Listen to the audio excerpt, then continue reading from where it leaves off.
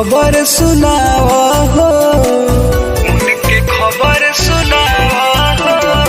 ए चंदा कब आवा हो, उनके खबर सुनावा हो। तड़पिले हम उनका बिना, तनी जाके तू ही बतावा हो। अरे चंदा कब आवा हो, उनके खबर सुनावा हो। हे चंदा कब आवा हो, उनके खबर सुनावा हो, उनके खबर सुनावा हो। Music by Gaurav Roshan.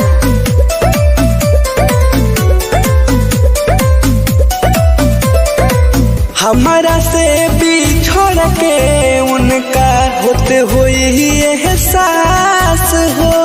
कहत रहली हमरे में बा बसल उनकर सास हो, बसल उनकर सास हो। हमारा से बिछड़ के उनका होते हुई एहसास हो। कहत रहली हमरे में बा बसल उनकर सास हो।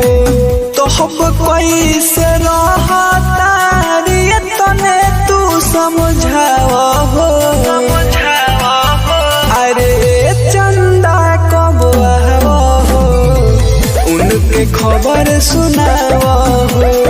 ए चंदा कब आवा हो, उनके खबर सुनावा हो, उनके खबर सुनावा हो।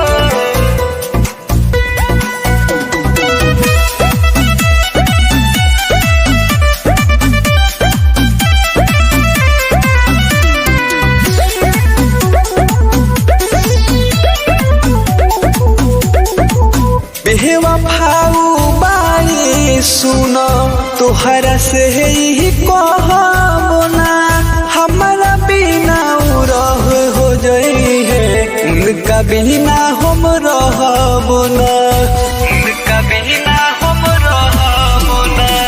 बेवफाऊ बाई सुन तोहरा से ही कहबो ना, हमारा बिना रह हो जई है, उनका बिना हम रहबो ना। अमर जित परमोथ से जाके है बात बतावा हो। अरे चंदा कब आवा हो, उनके खबर सुनावा हो। हे चंदा कब आवा हो, उनके खबर सुना